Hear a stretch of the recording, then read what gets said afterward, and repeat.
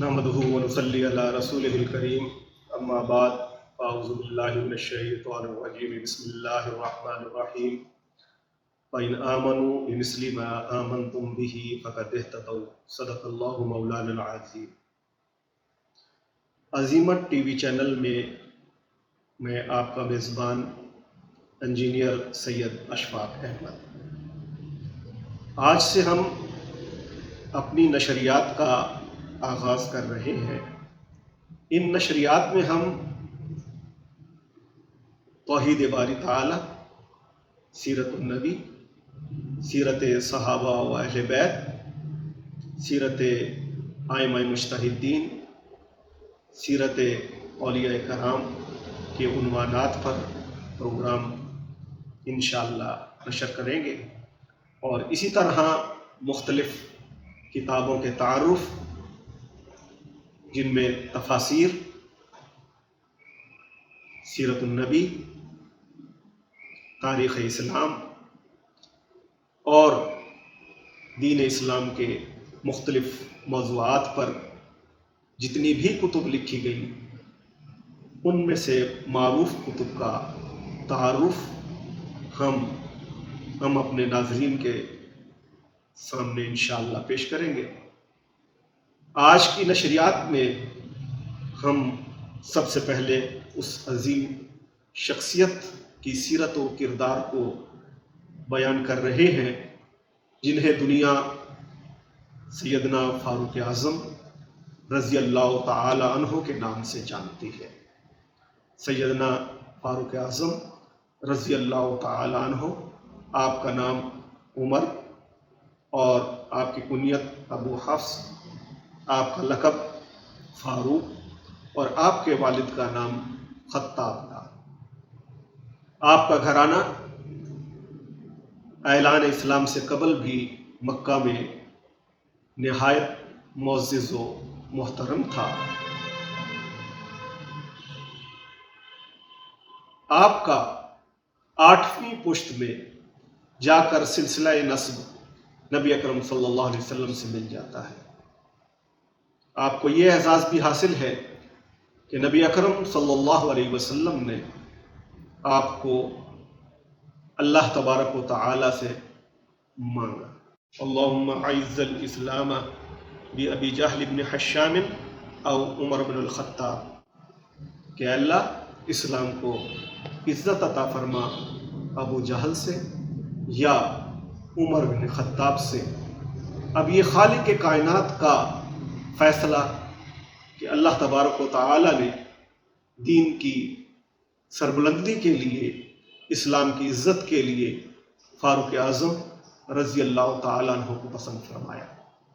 جس وقت میں فاروق اعظم رضی اللہ تعالی عنہ نے آقا علیہ السلام کے دست اقدس پر اسلام قبول کیا، صحابہ کرام نے اس زور سے نعرہ تکبیر بلند کیا کہ مکہ کی پوری وادی اس نعرے سے گونج اٹھی۔ آپ نے اسلام قبول کیا، اسلام خلوت سے نکل کر کے جلوت میں آ گیا۔ کعبۃ اللہ میں اللہ تبارک و تعالی کی توحید بیان ہونے لگی اور مسلمان کھل کر کے کعبۃ اللہ میں عبادت کرنے لگے۔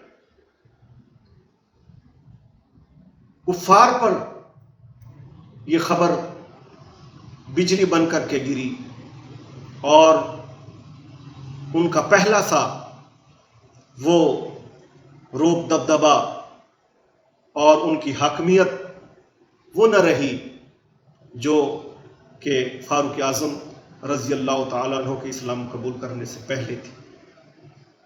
جس وقت میں دربار رسالت سے سیدنا فاروق اعظم رضی اللہ تعالیٰ عنہ کو ہجرت کی اجازت ملی، آپ کعبۃ اللہ میں تشریف لے گئے اور جا کر کے اللہ کی عبادت کرتے ہیں، کعبۃ اللہ کا طواف کرتے ہیں، اور اس کے بعد ایک ایک مشرک سردار کے پاس جا کر کے کہتے ہیں کہ میں ہجرت کر رہا ہوں، جس میں ہمت ہو مجھ سے کعبۃ اللہ سے باہر نکل کر کے مقابلہ کر لے۔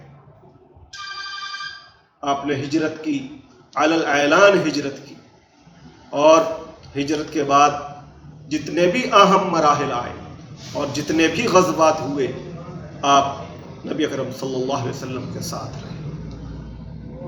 جس وقت میں سیدنا صدیق اکبر رضی اللہ تعالیٰ عنہ کو خلیفہ بنایا جا رہا تھا تو آپ ہی نے سب سے پہلے سیدنا صدیق اکبر رضی اللہ تعالیٰ عنہ کے ہاتھ پر بیعت کی اور مسلمانوں کو اس بات پر تیار کیا کہ ہم میں خلافت کے سب سے زیادہ حقدار اور سب سے بہترین شخصیت سیدنا صدیق اکبر رضی اللہ تعالی عنہ۔